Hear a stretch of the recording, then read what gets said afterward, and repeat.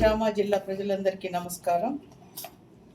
మన జాతీయ రోడ్డు భద్రత మాసోత్సవాల సందర్భంగా స్టేట్ లీగల్ సర్వీసెస్ అథారిటీ వారు ఈ రోడ్డు భద్రత గురించి, వాటి యొక్క అవసరం గురించి 3 పోస్టర్స్ రిలీజ్ చేయడం జరిగింది.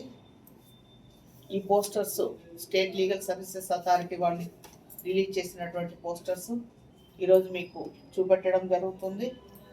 సో ఈ మాసోత్సవాల సందర్భంగా స్టేట్ లీగల్ సర్వీసెస్ అథారిటీ వారు మాకు 1 వారం పాటు ఈ రోడ్డు భద్రత సంబంధించినటువంటి కార్యాచరణ తీసుకోమని చెప్పడం జరిగింది.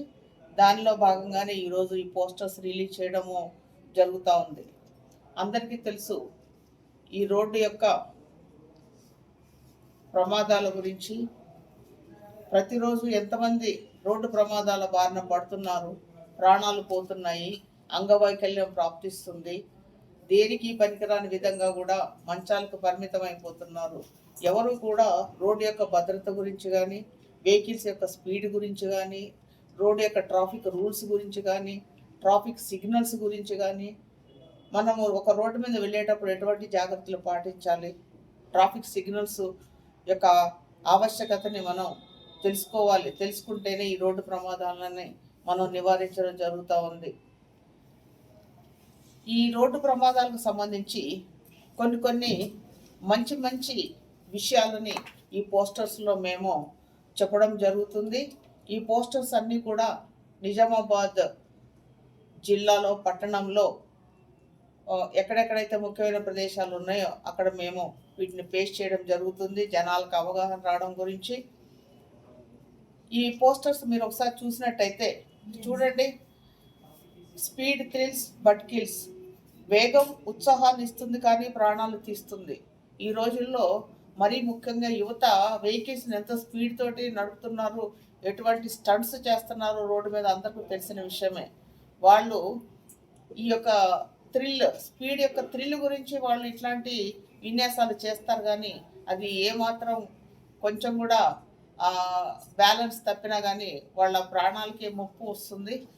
అటువంటి యువత కనీసం వాళ్ళ గురించి కాదు కదా, వాళ్ళ తల్లిదండ్రుల గురించి కూడా వాళ్ళు పట్టించుకోకుండా ఇలాంటి స్టంట్స్ చేస్తూ ఉంటారు. అది ఎప్పుడు కూడా వారి ప్రాణాలకి ముప్పు.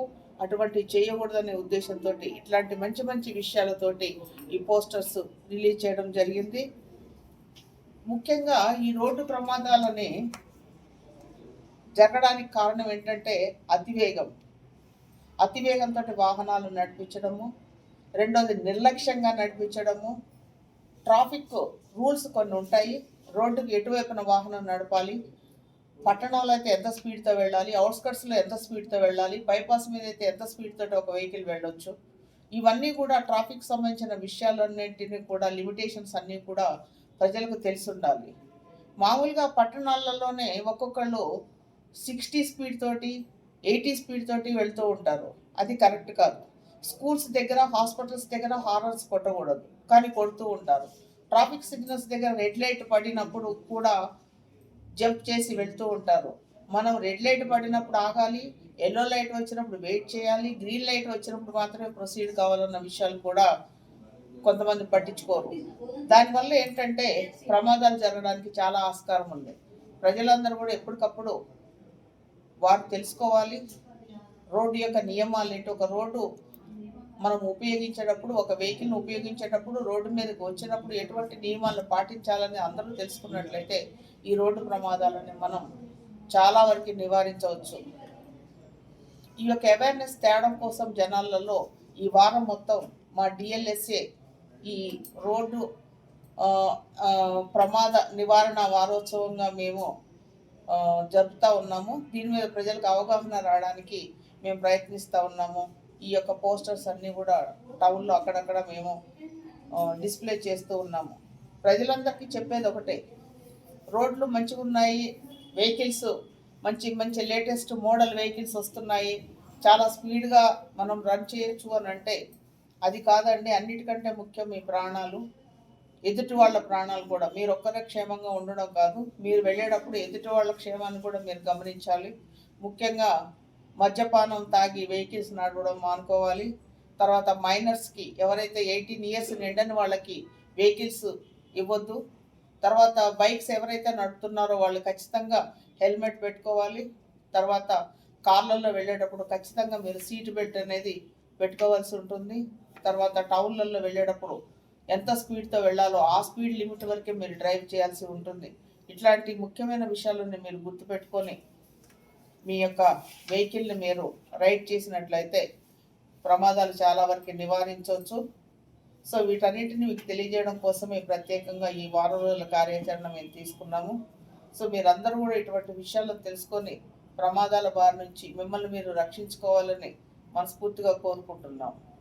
రహదారి భద్రతా కార్యాచరణలో భాగంగా మేము ప్రతి చోట్ల కూడా ఈ అవేర్నెస్ని కల్పించడానికి స్కూల్స్లో కానీ కాలేజెస్లో కానీ లేకపోతే ఆటో యూనియన్స్ దగ్గర కానీ వేరే డ్రైవర్స్ యూనియన్ దగ్గర కానీ వెళ్ళి మా పారాలీగల్ వాలంటీర్స్ తోటి వాళ్ళకి అవేర్నెస్ కల్పించడం జరుగుతూ ఉంది.